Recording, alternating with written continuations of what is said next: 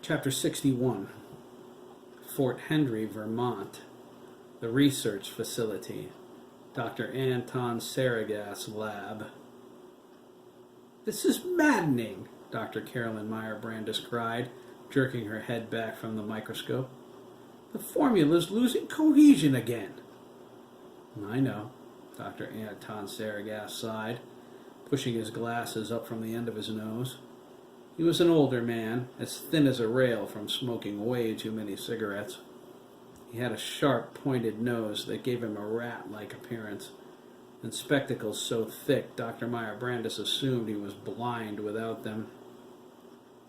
He had a sharp tongue and a patronizing attitude he applied liberally to anyone he associated with. Dr. Meyer Brandis picked up her clipboard and threw it across the lab. It slapped against the far wall and fell to the floor. She appeared angrier that it didn't break than she was at the formula.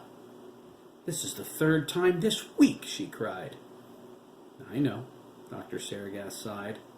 He picked up his clipboard and started scribbling notes. Dr. Meyer Brandis ran her fingers through her hair. "It's going to drive me insane," she growled. "I know. Is that all you can say, Anton?" she snapped. Dr. Saragas put the end of his pen to his lips. He looked up toward the ceiling as he carefully considered her question. He went back to his scribbling and said, "I don't know." "Oh, that does it," Dr. Meyer Brandis thought. "I want my 9mm right this second. I'm going to sanction this sanctimonious fool if it's the last thing I do." Her rage grew black and boiling. "Then I'm going after Dubois. I can't take this. I can't stand it here. Not one more." "I think you've had enough for now, Carolyn," Dr. Saragas said. "Why don't you call it a day?" She looked at him shocked and then outraged. "Dr. Saragas," she snapped, "I'll decide when I've had enough, thank you. Don't presume to tell me to." "Carolyn?" Dr. Saragas asked, looking at her out of the corner of his eye over the top of his spectacles. "You're boring me. This is my project. I said you've had enough." He managed a slight grin. "Now, good day. Be back tomorrow, bright and early." He went back to his scribbles. Dr. Meyer Brandis stood there with her mouth hanging open. "Now, Carolyn," he sighed, "be a good girl and run along." Dr. Meyer Brandis balled up her fists. "Fine," she yelled, throwing her hands up. She stormed toward the door, a black cloud over her head. "See you in the morning." She paused in the doorway and thought, click, bang, dead. She slammed the door so hard the test tubes around the lab rattled. "Good girl," Dr. Saragas whispered, continuing to jot down notes. Dr. Meyer Brandis headed out of the research facility, ready to commit murder. "How dare he speak to me like that," she thought. "This low-life, originality-blind, arrogant, two-dimensional cardboard cutout of a fifth-grade science teacher? Doesn't he remember who I am?" Dr. Meyer Brandis barreled through the front entrance. James Michael Ryan was outside, about to go in. He jumped back to avoid getting hit by the door. "Good evening, Dr. Meyer Brandis," he said politely. Dr. Meyer Brandis stopped and glared at him. "Oh, wonderful," she thought. "Ryan's grandson. This keeps getting better. Why, God, did I ever decide to quit smoking? I need a cigarette right now." "Good evening, James Michael," she managed through her teeth. She counted to 5 before continuing, since the boy seemed to be waiting for something more. "What brings you to the research center, young man?" She feigned a smile and thought, "And your grandfather. I'm going to shoot him too." "Eric Mitchell," James Michael replied. He's weak in biology. I'm tutoring him." Dr. Meyer Brandis nodded. "Well, you're a brilliant boy," she remarked. She looked at him oddly. He reminded her of Oliver Taylor. "Get yourself to college," she said, strutting away. You can have my job." "Thanks, but no thanks," James Michael replied. "Dr. Saragath is a dick." Dr. Meyer Brandis turned and smiled at him. It was a genuinely pleasant smile. It looked out of place on her face. "He is, isn't he?" "You bet. Catch you later." She watched him walk through the door. She muttered, "Brilliant and perceptive. Perhaps you will catch me later," and resumed walking toward her quarters. "I might just recruit you." It was humid tonight, typical for a summer evening in New England. Vermont was especially so. The trees seemed to hold the humidity like a sauna. Dr. Meyer Brandis didn't care for that. She liked Colorado better. She missed the mountains, missed the mild summers. Did Darcy Dubois know how much she disliked the humidity when she sentenced her to serve at Fort Henry? Probably, Dr. Meyer Brandis thought, like I'm sure she knew what a fool Anton Saragath is, the dick. She paused and looked back at the research facility. She almost burst out laughing. James Michael was something else. He was incredibly intelligent for Orion. Grant Jr. was a capable chemist, and the Colonel was a sharp soldier, but James Michael had something neither of them did. He had the potential for greatness. Dr. Meyer Brandis would say his intelligence matched her Wolf Boy's. "No," she corrected, lowering her eyes. "Not my Wolf Boy's. Not anymore." She resumed her defiantly quick pace. Dr. Meyer Brandis couldn't find the exact spot where her life went to hell. She couldn't figure out how so many things slipped by her when she was in charge of the complex. Adam Fields, for example. How in God's name did he get Wolf Boy God to cover up the fact that he had deleted his cerebral partition, the part of his operating system that separated his conscious mind from the Wolf Boy implants? Rory programmed the satellite to protect the Wolf Boys, yes, but not from us. What about Tom Granger? How could I have been so blind not to see his intentions? I would have sanctioned him. I would have solved everything. I would still be at the complex, Dr. Wang would be alive, and Rory wouldn't be in exile in Phoenix. That one bothered her the most. Rory wasn't handling his enforced retirement very well. Every time he called her, at significant risk to both of them since they were ordered not to communicate with one another, he had another brilliant idea how to improve the Wolf Boys' systems. Dr. Meyer Brandis was tempted more than once to call Dr. Stubbs and pass on his discoveries. Rory's theories were still the backbone of the Wolf Boys after all. But she decided against it. The Wolf Boys rejected her, and the agency sent her to this godforsaken hole. Why should she help them? Of course, she was just as guilty as Rory when it came to their former project. She spent every moment of her spare time looking for ways to enhance the Wolf Boys too. She couldn't help it. They were her babies. She engineered them from the ground up. Denying her the right to work with them was intolerable, although Dr. Meyer Brandis didn't think the situation would last forever. Dr. Stubbs may be a competent scientist, and she may have made some groundbreaking discoveries when it came to the Wolf Boys, especially with Kelly's implant rejection issue, but ultimately she was no Carolyn Meyer Brandis. Dr. Meyer Brandis wrote the book on the Wolf Boys. The day would come when they needed her again. When it did, she would settle for nothing less than the whole ball of wax, or they could go to hell. Dr. Meyer Brandis turned up her street.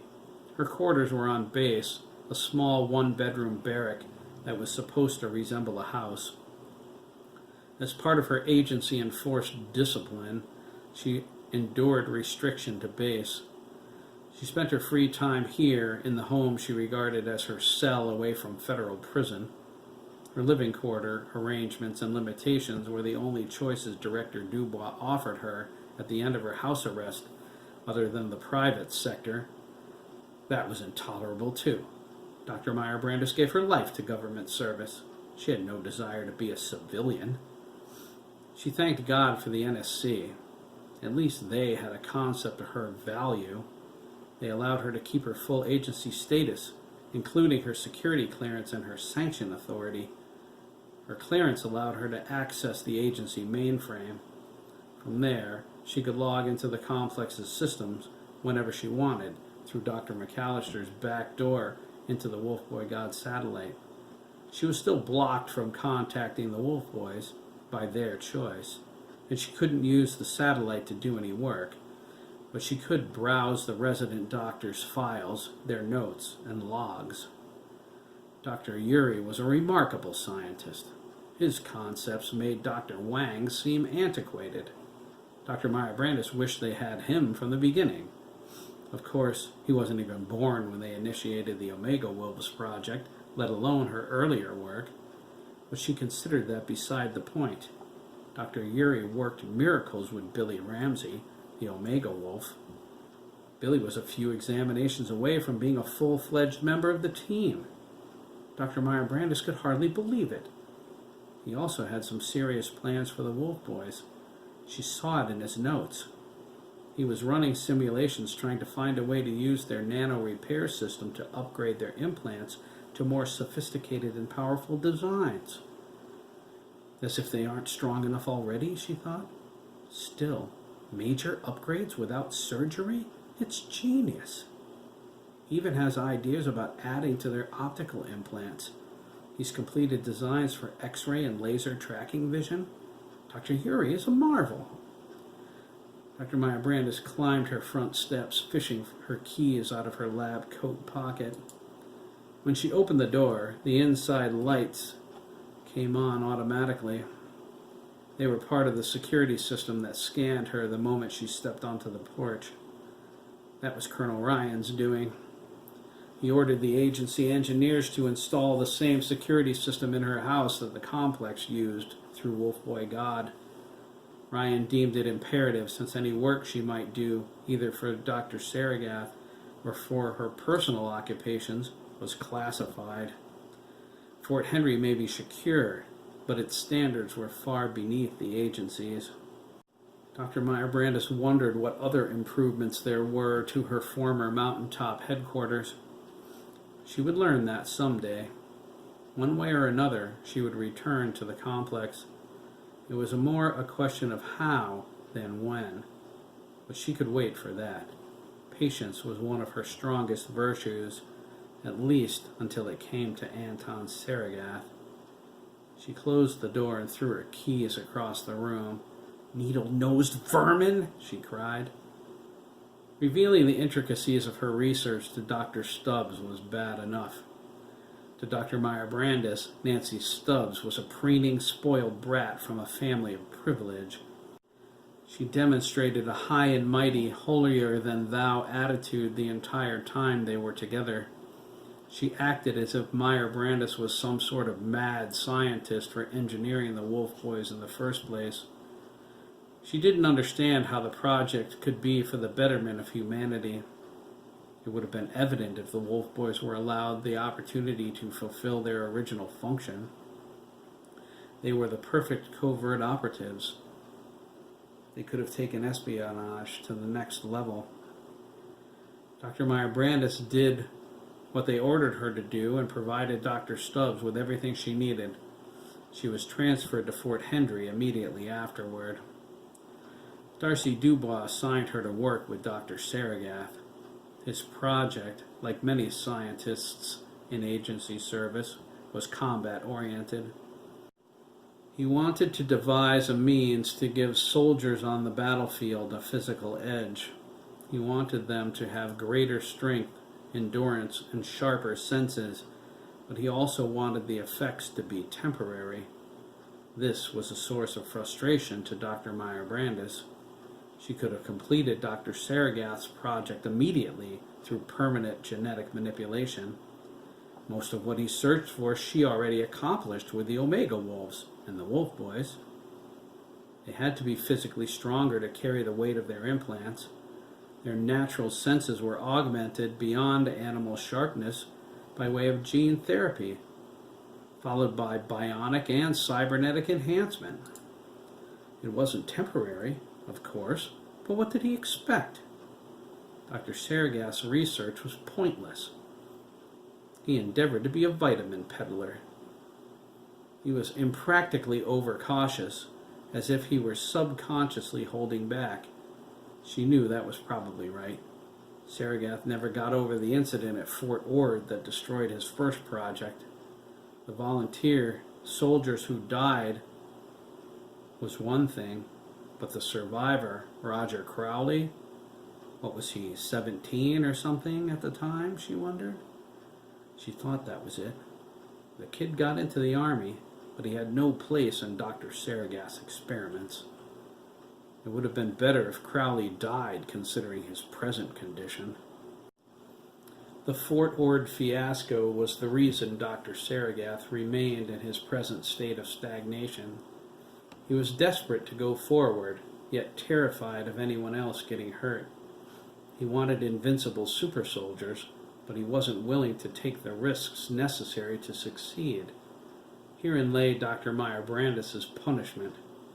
Director Dubois sent her here where all her years of research and study were useless.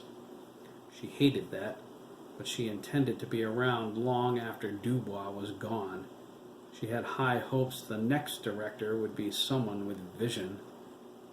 Dr. Meyer Brandis was in the kitchen getting a glass of wine when a familiar sound she hadn't heard in months caught her attention. It was a coded beep that identified an incoming call from the complex. She looked at her computer. It was receiving a transmission and beeping at her impatiently. Suddenly, her heart skipped a beat. She reached for the call, but stopped before she accepted it.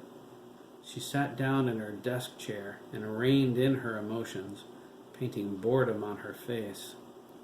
Dr. Meyer Brandis did not want them to glean even a hint of her desperation. She moved the mouse pointer to the transmission window and clicked accept. "Colonel Ryan," Dr. Meyer Brandis said. She fought a growing grin. "It's about time." "Doctor," the colonel replied. Dr. Meyer Brandis' pulse picked up. There was something in his manner reflecting the same desperation she felt. "I assume this isn't a social call?" she asked, leaning back. Her face grew grave with concern. "There's nothing wrong with the Wolf Boys, is there?" Colonel Ryan rolled his eyes. "Like you care about that, Meyer Brandis," he snorted. "More than you will ever know, Ryan," she angrily thought, but controlled her emotions. Colonel Ryan put up a good front. She would give him that, but it was time to call his bluff. If the colonel condescended to call her, he must be desperate. Dr. Meyer Brandis decided to draw a line in the sand. She reached for her mouse to close the transmission window. "It was nice seeing you again, Colonel," she said indifferently. "Do call again, won't you?" "Carolyn, wait!" the colonel cried. Dr. Meyer Brandis inwardly smiled. She thought, "Gotcha. You blinked first." She held the mouse cursor over the closed transmission box. She raised her eyebrows and looked at him suspiciously. Colonel Ryan shook his head. She had him now, and he knew it. She knew they needed her. Dr. Meyer Brandis sat back in her chair and crossed her arms, shamelessly basking in her victory. "What's the trouble, Colonel?" she asked. "How can I be of service?" "You can wipe that grin off your face, Doctor," the colonel said, "for starters." Dr. Meyer Brandis conceded. There was no need to push. Indeed, that would be dangerous. The Army was infamous for cutting off its nose despite its face. Colonel Ryan was nothing if not a stereotypical soldier. He was the fish on her hook. She wasn't about to lose him by being arrogant. "All right, Colonel," Dr. Meyer Brandis relented. "Truce. I am still an agency operative. My loyalty is unimpeachable." "I was counting on that," the colonel replied. He reached out and clicked his mouse on another transmission window. It simultaneously opened on her monitor. "Watch the video, Doctor," he said sternly. "It's a quick, edited recording of what we're facing." His expression darkened. This is more important than any disagreements we may presently have. One moment, Dr. Meyer-Brandis said. The transmission's coming through now. She clicked on the acceptance button. The video started and her mouth dropped open. It was the incident with the school bus as seen through Adam's eyes. Dead bodies of children were arranged on the side of the road, spelling out the name Hiram. There was blood and gore everywhere. She swallowed hard, but her heart became stone. She never turned her eyes from the screen. She saw a boy floating in the air, his blue eyes glowing brightly, radiating incredible energy. Dr. Meyer-Brandis watched in shock as he snatched Adam off of his feet. He held the wolf boy immobile, as easily as gripping a fly in his fist. The video ended at that point. Dr. Meyer-Brandis glared at the colonel. "I thought that would get your attention," Ryan said. "Is Adam all right?" she demanded. The colonel thought he felt genuine concern coming from her. He quickly dismissed it. "Yes, he's fine." "Thank God," Dr. Meyer-Brandis said. "Who the hell is that boy?" "His name is Jeremy McKee, Doctor," the colonel informed her. He clicked on another transmission. "I'm sending you the details, everything we have so far. Review it quickly and be on a plane to Connecticut. Your flight details will be in your email shortly. I'll have a car waiting for you at Bradley." "Just a minute, Colonel," Dr. Meyer-Brandis interjected. "What makes you think I'll just pick up and go simply because you—" "You'll do it, Doctor," Colonel Ryan interrupted. "Read the material. We can discuss the whys and wherefores later." Dr. Meyer-Brandis gritted her teeth. "You won't get my assistance without a price, Ryan," she spat. "And I want something first. You'll immediately remove Dr. Saragath from his position as my babysitter. If you refuse, then I refuse to help you. I don't have to, you know." Colonel Ryan met her gaze with equal ferocity. "I understand that," he said. "Don't miss your plane." He closed the communication. Dr. Meyer-Brandis accepted the file transfer. There was more than one, but they downloaded quickly. There were text files from Ryan and Dr. Stubbs, along with several additional video clips. She clicked on the text files, skimming through them. Her expression filled with dread when she realized, as Dr. Stubbs had, that the serum sample Adam recovered was created in part using research undeniably hers. The doctor smashed her fist onto the desk. She transferred the files to the computer in the research center. It was inferior, but the closest thing she had to the Wolf Boy God satellite. It was infinitely more powerful than her home computer. She needed to consult with it, and fast. She ran all the way back to the research center. She charged through the front doors, almost knocking James Michael over again. Eric caught him as he fell back. "God, Doc!" James Michael cried. "Where's the fire?" "Sorry, boys," Dr. Meyer-Brandis quickly replied. "No time to chat." She ran down the hall. Eric looked at James Michael, his green eyes confused. "What was that all about?" he asked, brushing back his wavy blonde hair. He bit his lower lip, revealing his braces. James Michael shrugged. "Beats me," he replied. He looked at Eric mischievously. "Do you want to find out?" "How are we supposed to do that?" James Michael said, "I know every inch of this place." He looked down the hallway and watched Dr. Meyer-Brandis enter the lab. "There's a huge vent that goes in there. I know how to get inside it." Eric waved his hand. "No way, James Michael," he said. "That's off limits." "Exactly," he replied, pulling Eric by the arm. "Come on, we're going to miss something." "We can't. God, Eric, grow some nuts, will you?" Eric relented. James Michael yanked him down the hallway with such force he swore some of the freckles came off his nose. They stopped next to a ventilation shaft down the hall from the lab. Eric deduced by the missing screws in the grating that James Michael had done this before. "You can see everything from up here," James Michael whispered, moving the grate out of the way.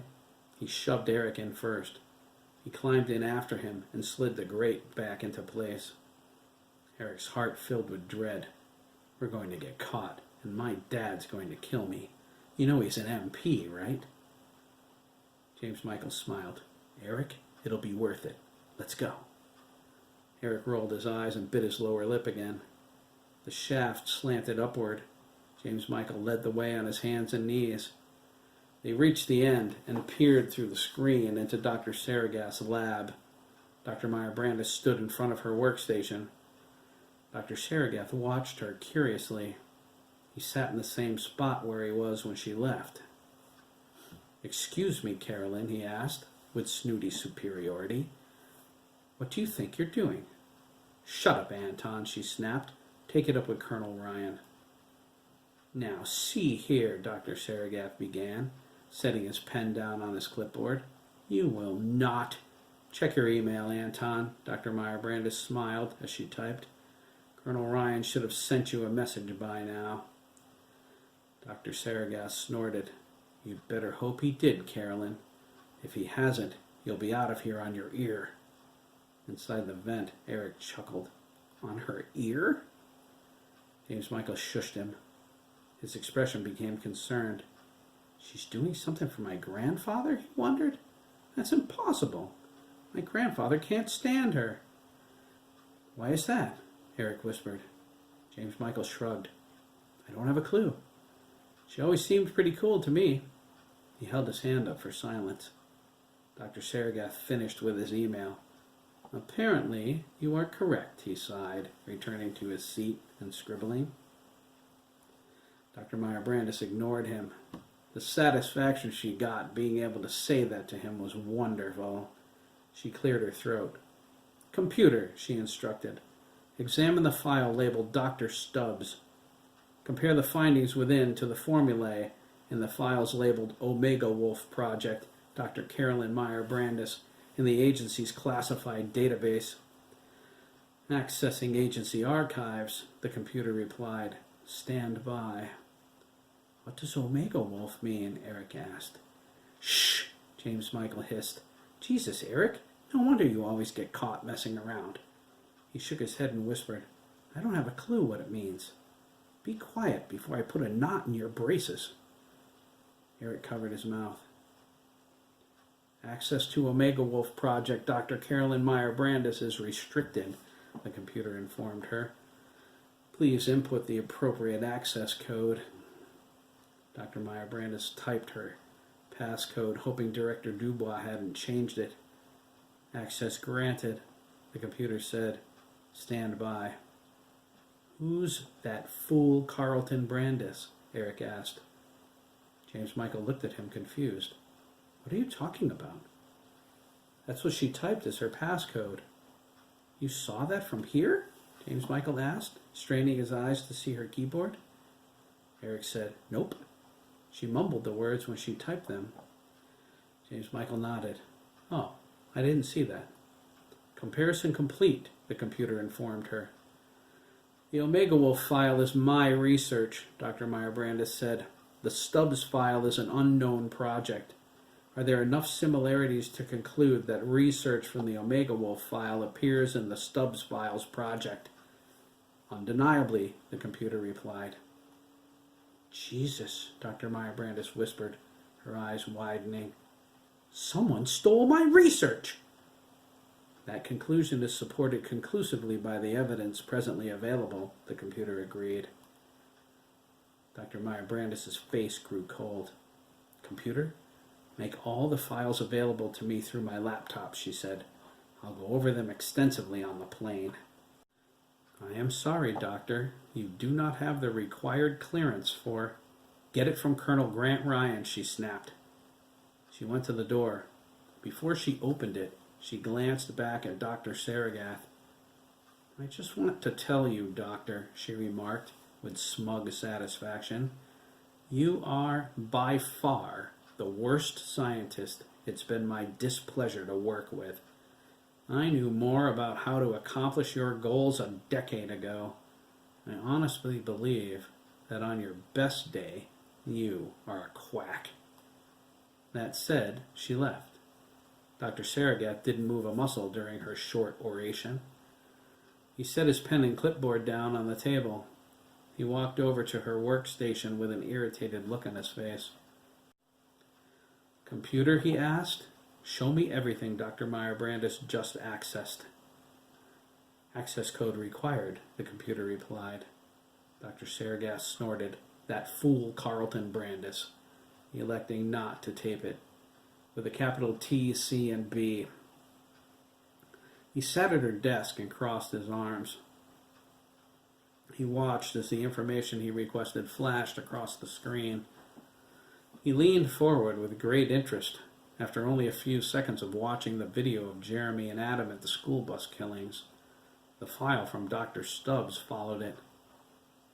"Yes," he mumbled, but his mind raced. Oh, God. The video footage of Jeremy's glowing eyes and the demonstration of his power burned its way into Dr. Saragath's brain. He wanted the secret of that power. With that knowledge, he could create an entire army of invincible soldiers, and in the process, I can finally atone. Yes, that's... Computer, can this research be integrated into my current project? Affirmative, the computer replied. It cautioned, it will violate the primary directive you established regarding the temporary nature of... Delete that directive, Dr. Saragath snapped. He was so excited, his hands shook. If I could duplicate this formula, Lord, imagine. I could erase my failure in... Computer, I want every scrap of information available concerning this line of research. He considered this and added, I want a continuous information feed from Dr. Meyer Brandis' laptop. Any data she inputs, I want a copy. Access granted, the computer replied. Dr. Saragath smiled.